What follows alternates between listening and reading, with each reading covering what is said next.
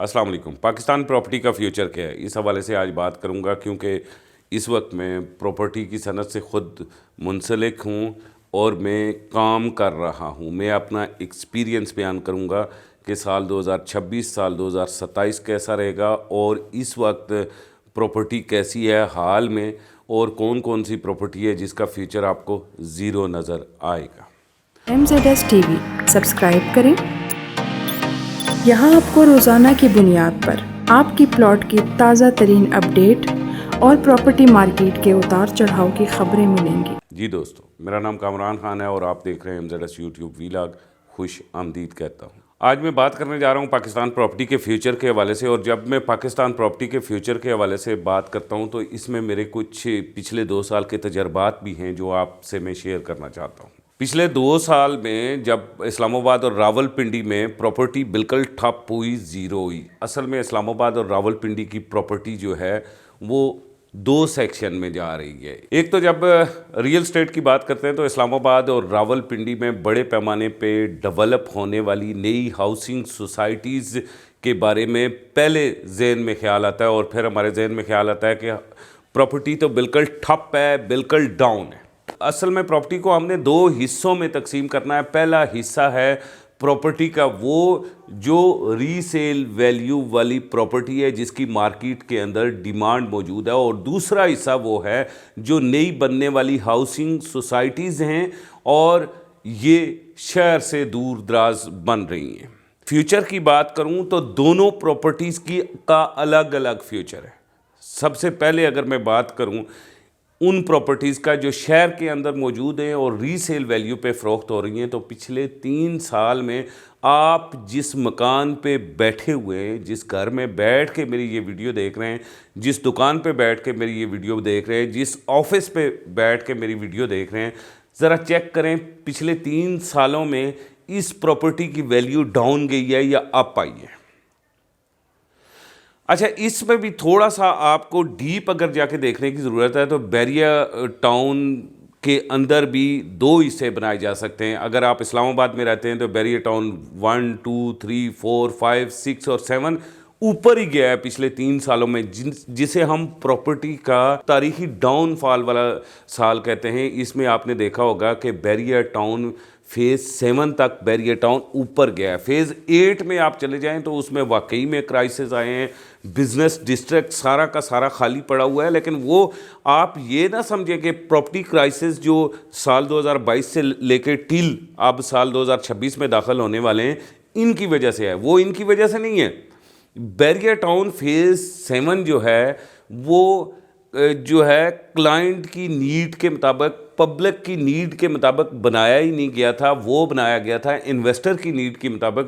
Bairiya town phase 8 business district जो बना हुआ है जिसमें हज़ारों की तादाद में दुकानें और फ्लैट खाली पड़े हुए हैं और जो लोगों के गले में लानत के तोक की तरह पड़े हुए हैं, वहाँ पे कौन सी इंडस्ट्री है, कौन सी हॉस्पिटल है, कौन सा ब्लू एरिया है, कौन सा रावलपिंडी का कोई बड़ा या इस्लामाबाद का कोई बड़ा सनती एरिया है जिसकी वजह से इतने बड़े पैमाने पे लोग वहाँ जाके ऑफिसेज बनाएंगे? नहीं बनाते। ये जो बिजनेस डिस्ट्रिक्ट और बैरिया टाउन फेज़ 8 में फंसे हुए लोग हैं ये आगे भी इसी तरह फंसे रहेंगे, बिकॉज इस बिजनेस डिस्ट्रिक्ट को मैं यूजलेस प्रॉपर्टी मानता हूँ। लेकिन इसके अलावा आपने देखा होगा कि बैरिया 1 to 7 ऊपर गया है। बैरिया इनक्लेव ने तो ट्रेंड किया है इस वक्त में। ये जो क्रैश का टाइम आप कहते हैं 2022 से लेके 2025 तक का जो टाइम गुजरा, इसमें बैरिया इनक्लेव ने ट्रेंड किया है। इसके अलावा आप DHA 1 में चले जाएं, DHA 2 में चले जाएं, इन एरियाज़ में जहाँ पे इस वक्त वो प्रॉपर्टीज़ मौजूद है जिनके अंदर आप रह रहे हैं, यानी कि रीसेल वैल्यू वाली प्रॉपर्टी, उन्हें ज़रा देखें उन्होंने किस तरह ट्रेंड किया, कितनी ऊपर गई हैं। इसके अलावा आप और हाउसिंग सोसाइटीज़ में जाएं जो 100% वहाँ पे कंस्ट्रक्शन हो चुकी है, 70% है, 80% है, उनमें जाके देखें। आपको एक मैं लेटेस्ट मिसाल देता हूँ, आप फैसल हिल्स को जाके देखें कि सारी सोसाइटीज़ क्रैश हो रही हैं और फैसल हिल्स ऊपर जा रहा है। फैसल हिल्स बड़ी तेज़ी से उसकी प्राइसेस ऊपर जा रही है बिकॉज कस्टमर नीड। और कस्टमर नीड जो है ना वो क्राइसिस देखता है, ना वो डाउनफॉल देखता है। उसने घर खरीदना है तो उसने खरीदना है। जिस बंदे की आज घर ज़रूरत है ना, वो कभी भी नहीं कहेगा कि मैं 2031 में प्रॉपर्टी जाके खड़ी होगी तो 2031 में मैंने घर खरीदना है। उसने आज ही खरीदना है। उसे पता है कि मैंने 6 महीने और अगर मैंने अपनी पॉकेट में पैसे रखे तो वो पैसे मैं इस्तेमाल करूंगा, खाऊंगा, मेरा लॉस होगा, मुझे वो दोबारा से इकट्ठे करने पड़ेंगे। लिहाजा वो क्या करता है, वो आज ही घर खरीदता है।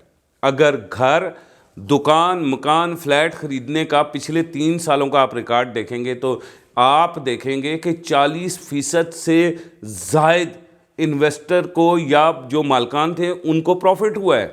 और आज भी बड़ी तेज़ी से रजिस्ट्रीज हो रही हैं घरों की। लेकिन दूसरा सेक्शन जो प्रॉपर्टी का है उसे आप देखेंगे तो आप हैरान होकर रह जाएंगे। जो नई बनने वाली हाउसिंग सोसाइटीज़ हैं, जिन्होंने 2016 से लेके 2022 तक ट्रेंड किया था और जिनकी फाइलें आसमान पे थी, और हम ये देख रहे थे और हम ये सोच रहे थे कि ये सोसाइटीज़ तो मतलब इतनी तेज़ी से बन के इतनी तेज़ी से डिलीवर कर लेंगी। आपने देखा होगा कि इन हाउसिंग सोसाइटीज़ के पिछले 3 सालों में लाखों प्लाट जिन्होंने डिलीवर होना था वो नहीं हो सके। लाखों प्लाट। आपने देखा ना किंगडम वैली ने कितनी फाइलें बेची थी, वो उनके कितने प्लाट डिलीवर हुए। ब्लूवर्ड सिटी, वो देखें आए रोज़ नई कोई ट्रिक करते हुए नज़र आते हैं। कोई ना कोई मार्केटिंग ट्रिक उनकी जारी होती है अपने कस्टमर के साथ। वो हमेशा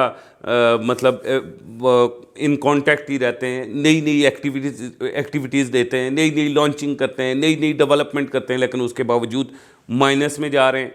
कैपिटल स्मार्ट सिटी कितना बड़ा ब्रांड है, उसने कैपिटल स्मार्ट सिटी 1 को कितना अच्छी तरीके से डेवलप किया, डिलीवर किया, लेकिन उसके बावजूद आप देख रहे हैं कि वहाँ की प्रॉपर्टी जो है वो अभी तक डाउन जा रही है। कैपिटल स्मार्ट सिटी फ़ेज़ 2 को देख लें, प्रॉपर्टी डाउन जा रही है।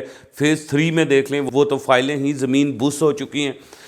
उसके अलावा आप पार्क व्यू सिटी को देख लें। जो पार्क व्यू सिटी वहाँ आपको इस्लामाबाद के नज़दीक मिलता है, उसमें आपने ये देखा होगा कि पार्क व्यू सिटी की फ़ाइल ज़मीन बुस है और जो उसका रीसेल वैल्यू वाला प्लॉट है वो आसमान पे खड़ा हुआ है, बिकॉज़ वो इस्लामाबाद के करीब तरीन है। ठीक है ना। इसी तरह आप देखें कि इन डाउनफॉल के अंदर पार्क व्यू सिटी 2 लॉन्च हुआ था चकबेली खान वाला, और आपने देखा कि वो बंद हो गया, वाइंड अप हो गया। उसकी जितनी फाइल्स फ़रोख्त हुई थी वो उन्होंने वापस ली और रिफ़ंड की, बिकॉज़ वहाँ पे उनके पास ज़मीन ही नहीं थी, थोड़ी सी ज़मीन थी। उन्होंने लॉन्चिंग की, लॉन्चिंग करके उन्होंने सोचा कि हमने पहले जैसे पार्क व्यू सिटी 1 की लॉन्चिंग करके उसके बाद हमने पैसा इकट्ठा करके ज़मीन खरीदी थी। पैसा उनके पास इकट्ठा नहीं हुआ, इसलिए ज़मीन वाला जो था उस टोटा जितना उनके पास था, जो उनके लिए जो उनका एलपी था, लैंड प्रोवाइडर था, उसके वो टाइम पे पैसे नहीं दे सके, तो वो बेचारा आपने देखा कि वो पार्क व्यू सिटी 2 फ्लॉप हो गया। आप देखेंगे कि साल 2031 तक जो नई बनने वाली हाउसिंग सोसाइटीज़ की फ़ाइल माइनस में रहेगी। ये आज मैं आपको फाइनल प्रेडिक्शन दे रहा हूँ, और मेरा हर तरह से मैंने एनालिसिस बनाया, सोच समझ के हर चीज़ को देख के साल 2031 तक प्रॉपर्टी माइनस रहेगी। ये जो फाइल वाली प्रॉपर्टी है जो माइनस माइनस माइनस दर माइनस पर माइनस जा रही है, इसकी मार्केट में अंदर डिमांड ही नहीं है।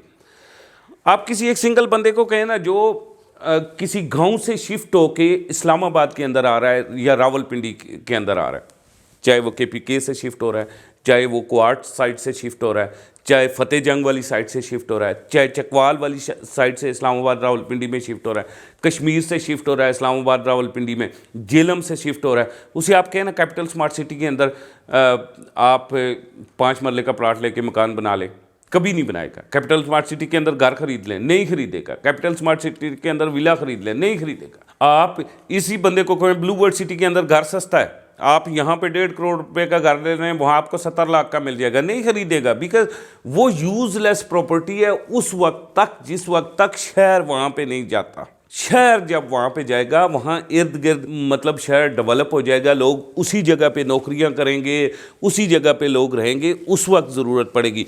अब आज जो बंदा रावलपिंडी सिटी से उठ के ब्लूवर्ड सिटी में जाके ले लेता है, घर ले लेता है, किंगडम वैली में घर ले लेता है, अब्दुल्ला सिटी में घर ले लेता है, या फिर उसके बाद आप देखें कैपिटल स्मार्ट सिटी के अंदर घर ले लेता है, तो वो पहुँचेगा कितने बजे? मतलब सबसे जो मोस्ट वैल्यूएबल चीज़ है वो आपका टाइम है। एक तो टाइम आपका कंज्यूम होता है, इतने दूर से 60-70 किलोमीटर से आप जब शहर के अंदर आएंगे, जॉब कर रहे होंगे या बिज़नेस कर रहे होंगे, आप 60-70 किलोमीटर का ट्रैवल आप 2 से ढाई घंटों में करेंगे, ठीक है ना। और दूसरी बात यह है आपका पेट्रोल कंज्यूम होता है, ठीक है।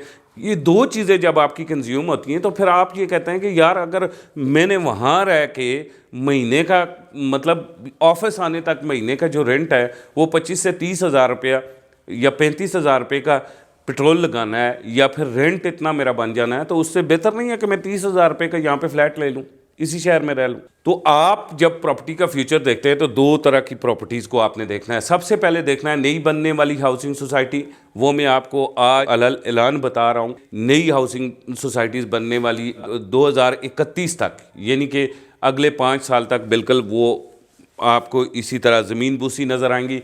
लेकिन जो शहरों के अंदर प्रॉपर्टी है, जो रीसेल वाली है, जिसके इर्द गिर्द ऑफिसेज हैं, घर हैं, जो शहर के नज़दीक है, उस प्रॉपर्टी की वैल्यू अब भी ऊपर गई है और अगले 5 सालों में भी आपको ऊपर जाती हुई नज़र आएगी, क्योंकि उस की डिमांड मार्केट में इस वक्त मौजूद है। लिहाजा अगर आप इन्वेस्ट करना चाहते हैं या ख़रीदना चाहते हैं कोई चीज़, तो याद रखिएगा शहर से दूर दराज, यानी कि 5-6 किलोमीटर, शहर से 5 किलोमीटर भी दूर है ना चीज़, तो वो भी आप ख़रीद लें, कोई बात नहीं।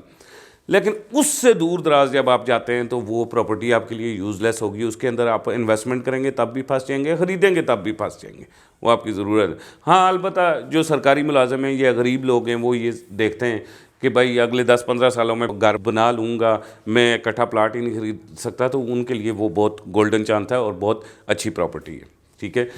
इसी के साथ मुझे कामरान खान को इजाज़त दें, अगली वीडियो में मुलाकात होगी, तब तक खुदा हाफिज़।